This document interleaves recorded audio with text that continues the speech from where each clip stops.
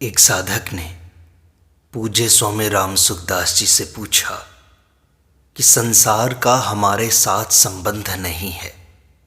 यह बात बुद्धि तक तो समझ में आ गई, पर आगे साफ नहीं है। क्या करें महाराज जी?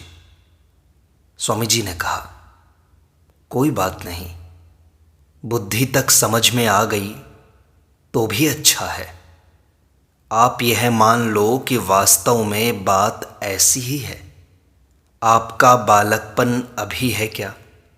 नहीं है तो बालकपन का वियोग हो गया ना। बालकपन का वियोग हो गया तो अभी जो अवस्था है उसका वियोग नहीं होगा क्या? आगे जो अवस्था आएगी उसका वियोग नहीं होगा क्या? कोई भी अवस्था आए, कैसी ही परिस्थिति आए, उसका वियोग होगा ही, इसमें कोई संदेह नहीं है।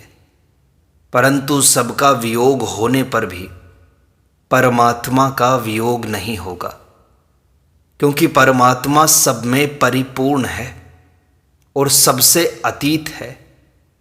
जैसे यह आकाश कहाँ नहीं है, जहाँ हम सब बैठे हैं वहाँ भी आकाश है, और जहाँ हम सब नहीं हैं वहाँ भी आकाश है। ऐसे ही जहाँ हम लोग हैं वहाँ भी परमात्मा है, और जहाँ हम लोग नहीं हैं वहाँ भी परमात्मा है। परमात्मा सबके भीतर, बाहर, ऊपर, नीचे, सर्वत्र परिपूर्ण है और सबसे अतीत भी है। ये सब शरीर पहले नहीं थे, आगे नहीं रहेंगे, और अब भी निरंतर नहीं में ही जा रहे हैं। जैसे बालकपन नहीं रहा, ऐसे यह भी नहीं रहेगा, पर परमात्मा रहेंगे। बालकपन नहीं रहा तो क्या आप भी नहीं रहे? अतः परमात्मा है और संसार नहीं है।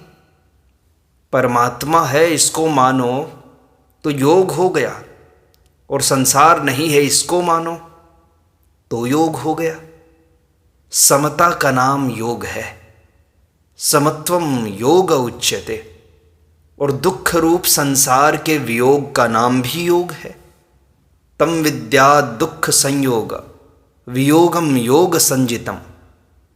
संसार का वियोग होने पर समता ही रहेगी, क्योंकि संसार विषम है और परमात्मा सम है। समम सर्वेषु भूतेषु। व्यक्ति अलग अलग हैं, पर आकाश अलग अलग नहीं है, अपितु एक है। ऐसे ही वह परमात्मा एक है। वह सब में है और सबसे अतीत भी है। संयोग में भी वही है और वियोग में भी वही है। पहले भी वही था, बाद में भी वही रहेगा, और अब भी वही है। संसार नहीं है और परमात्मा है। ये दो बातें आप मान लें। यह जो संसार दिखाई देता है यह पहले नहीं था, आगे नहीं रहेगा, और अब भी नहीं में ही जा रहा है। वह परमात्मा पहले भी था, आगे भी रहेगा, और अब भी है। संसार नहीं है ऐसा कहो, अथवा परमात्मा है ऐसा कहो, एक ही बात है। इसमें क्या बाधा लगती है? श्रोता ने स्वामी जी से पूछा कि स्वामी जी, जो नहीं है उसके लिए पाप कर देते हैं तो खाली कहना सुनना हुआ ना। स्वामी जी ने कहा, जो है उसको मुख्य मानो, कसौटी लगाकर उसको शिथिल मत करो, अपितु कसौटी को शिथिल करो। भूल को महत्व न देकर सही बात को महत्व दो। पाप निरंतर नहीं रहता। जो निरंतर नहीं रहता उस पर जोर मत दो, अपितु जो निरंतर रहता है उसी पर जोर दो। आप स्वयं अनुभव करो कि निरंतर कौन रहता है। पाप निरंतर रहता है या अपना होनापन निरंतर रहता है? जो निरंतर रहता है उसी पर दृढ़ रहो तो सब ठीक हो जाएगा। पाप हो जाता है, अन्याय हो जाता है, झूठ कपट हो जाता है, तो क्या है का अभाव हो जाता है? आप है की तरफ देखो। है में, परमात्मा में कोई फर्क पड़ता है क्या? जब आप नहीं को, संसार को परमात्मा मान लेते हो तब बाधा लगती है। नहीं को नहीं मानो और है को है मानो। कोई पाप हो गया तो भूल हो गई बीच में। भूल के आधार पर है का, परमात्मा का निषेध क्यों करते हो?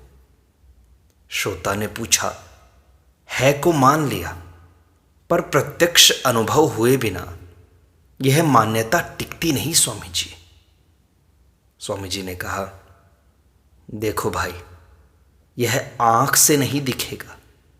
देखना दो तरह का होता है, एक आंख से होता है और एक भीतर से, मानने से होता है।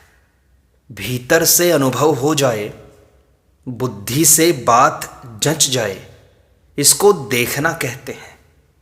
यह है परमात्मा, आंख से कभी दिखेगा ही नहीं। यह तो मानने में ही आता है। आपका नाम, जाति, गांव, मोहल्ला, घर क्या अभी देखने में आ रहे हैं? देखने में नहीं आ रहे हैं तो क्या ये नहीं है? जो देखने में नहीं आता वह होता ही नहीं, ऐसी बात तो है नहीं। जो देखने में नहीं आता वही होता है। परमात्मा देखने में ना आने पर भी नाम, जाति इत्यादि के होने में कोई प्रमाण, कोई शास्त्र आदि का प्रमाण नहीं है, अपितु यह केवल आपकी कल्पना है। परंतु परमात्मा के होने में शास्त्र, वेद, संत महात्मा इत्यादि प्रमाण हैं और इसको मानने का फल भी विलक्षण कल्याण है।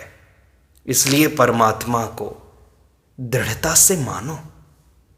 गलती तो पैदा होने वाली और मिटने वाली है, पर परमात्मा पैदा होने वाला और मिटने वाला नहीं है।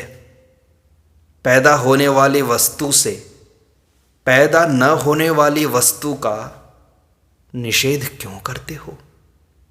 हमारे से झूठ कपट हो गया तो यह परमात्मा का होनापन थोड़े ही मिट जाएगा। परमात्मा के होने में क्या बाधा लगी? यह मानो कि पाप हो गया तो वह भूल हुई, पर परमात्मा है, यह भूल नहीं है।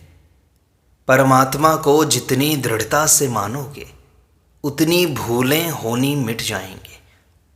जिस समय भूल होती है उस समय आप परमात्मा है इसको याद नहीं रखते। इसकी याद न रहने से ही भूल होती है। जो है उससे विमुख हो जाते हैं, उसको भूल जाते हैं, तब यह भूल होती है। इसलिए अपने को उससे विमुख होना ही नहीं है। कभी अचानक कोई भूल हो भी जाए तो उस भूल को महत्व मत दो। जो सच्ची चीज़ है उसको महत्व दो। भूल तो मिट जाती है पर परमात्मा रहता है, मिटता ही नहीं है। जो हरदम रहता है उसको मानो। अब बोलो, क्या बाधा लगी? श्रोता ने पूछा, वर्षों से यह बात सुनते हैं पर फिर भी खालीपन मालूम होता है। स्वामी जी ने कहा, पर खालीपन का ज्ञान आपको है कि नहीं? खालीपन का ज्ञान भी खाली है क्या? आप ज्ञान का तो निरादर करते हैं और खालीपन का आदर करते हैं। ज्ञान तो ठोस है, उसमें खालीपन है ही नहीं। खालीपन नहीं को जानने वाला ठोस परमात्मा ही हुआ, खाली कैसे हुआ? वास्तव में खालीपन है नहीं, असत की सत्ता मानने से ही खालीपन दिखाई देता है, क्योंकि असत की सत्ता नहीं है। तात्पर्य यह है कि आपने असत की सत्ता मान रखी है और असत की प्राप्ति होती नहीं, तब खालीपन दिखाई देता है। दूसरी बात, आपने खालीपन की सत्ता मानी है तो क्या सत्ता खाली होती है? सत्ता भी खाली नहीं होती और ज्ञान भी खाली नहीं होता। सत और चित दोनों परमात्मा के स्वरूप हैं।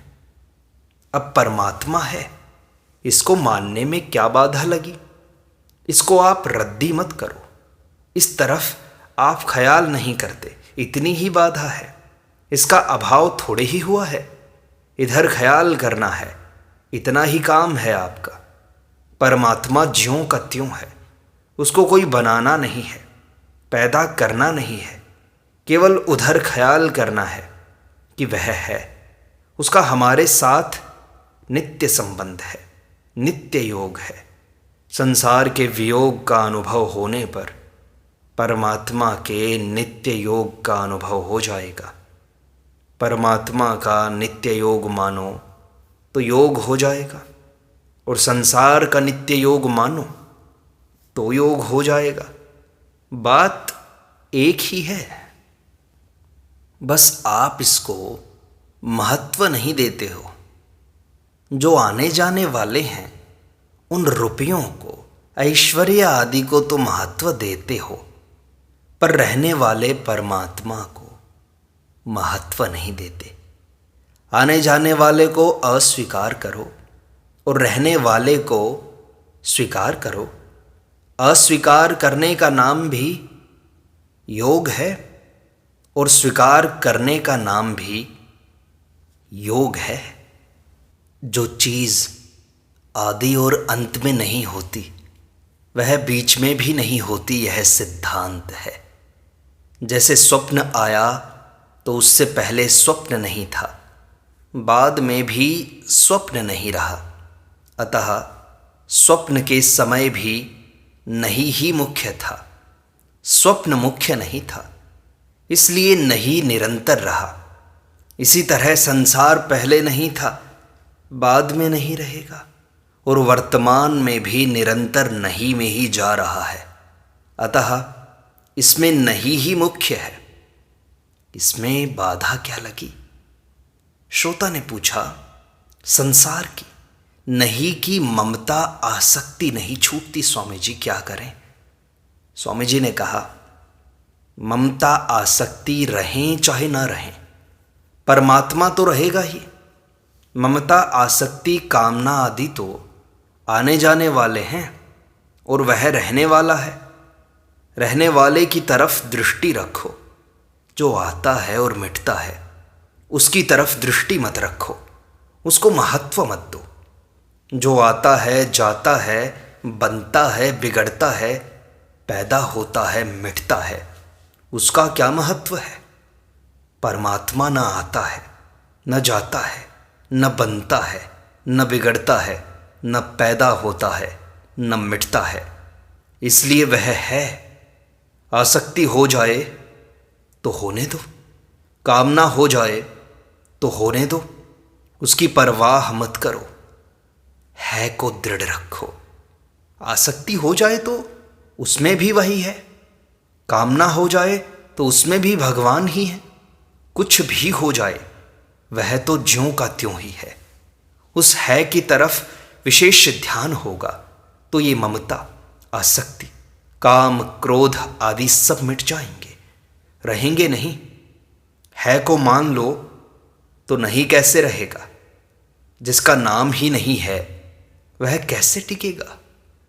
इसमें बाधा यही है कि आप इसका आदर नहीं करते, इसको महत्व नहीं देते।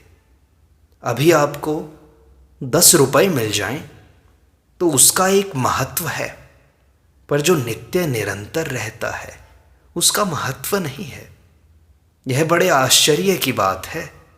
शास्त्रों ने, वेदों ने, पुराणों ने ह को ही महत्व दिया है। संत महात्माओं ने भी इसी को महत्व दिया है। तभी तो वो संसार के बनने बिगड़ने का उन पर असर नहीं पड़ता। जो निरंतर रहता है, उस है में क्या फर्क पड़े, क्या दुख हो, क्या संताप हो। कहा भी तो है सो सुंदर है सदा, नहीं सो सुंदर नाही, नहीं सो परगट देखिए, है सो दिखे नाही। जो है वह आँखों से नहीं दिखता, जो आँखों से दिखाई देता है वह रहता नहीं। कहते हैं कि जो आँखों से नहीं दिखाई देता उसको कैसे माने। यह समझदार का प्रश्न नहीं है।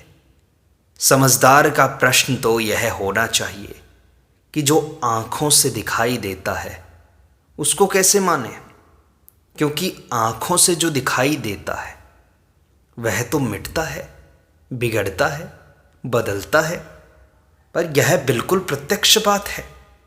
जो स्थिर नहीं रहता, बदलता है, उसको हम कैसे मान सकते हैं। नदी में जैसे जल बहता है, ऐसे सब संसार बह रहा है, मृत्यु की तरफ जा रहा है, अभाव की तरफ जा रहा है। इसको हम है कैसे माने। बड़ी सीधी और सरल बात है, इसमें कठिनता है ही नहीं। कठिनता यही है कि आप इसको महत्व नहीं दे रहे हैं, इसको कीमती नहीं समझ रहे हैं। जो पुरुष संसार को महत्व नहीं देते, धन संपत्ति को महत्व नहीं देते, वे भी जीते हैं कि नहीं। आप महत्व नहीं दोगे तो क्या मर जाओगे। जो महत्व नहीं देते उनके पास कोई अधिक महत्वशाली वस्तु है, तभी तो महत्व नहीं देते। उनमें यह संदेह ही नहीं होता, शंका ही नहीं होती कि इसके बिना काम कैसे चलेगा। जैसे बचपन में आप खिलौनों को महत्व देते थे, पर अब उनको महत्व नहीं देते, कारण कि अब आपने रुपए आदि चीज़ों को महत्व दे दिया। रुपए आदि को महत्व न देकर सत तत्व, परमात्म तत्व को महत्व दो, तो असत की सत्ता का स्वतः ही निरादर हो जाएगा। गीता में भगवान ने एक बड़ी विलक्षण बात बताई है। कहते हैं, बहूनाम जन्मनाम अन्ते ज्ञानवान माम प्रपद्यते वासुदेवः सर्वमिति स महात्मा सुदुर्लभः। बहुत जन्मों के अंत में, अर्थात मनुष्य जन्म में, सब कुछ वासुदेव ही हैं। ऐसे जो ज्ञानवान मेरे शरण होता है वह महात्मा अत्यंत दुर्लभ है। ज्ञान किसी अभ्यास से पैदा नहीं होता, अपितु जो वास्तव में है उसको वैसा ही यथार्थ जान लेने का नाम ज्ञान है। वासुदेवः सर्वम, सब कुछ परमात्मा ही है। यह ज्ञान वास्तव में है ही ऐसा। यह कोई नया बनाया हुआ ज्ञान नहीं है, अपितु स्वतः सिद्ध है। अतः भगवान की वाणी से हमें इस बात का पता लग गया कि सब कुछ परमात्मा ही है। यह कितने आनंद की बात है। यह ऊंचे से ऊंचा ज्ञान है, इससे बढ़कर कोई ज्ञान है ही नहीं।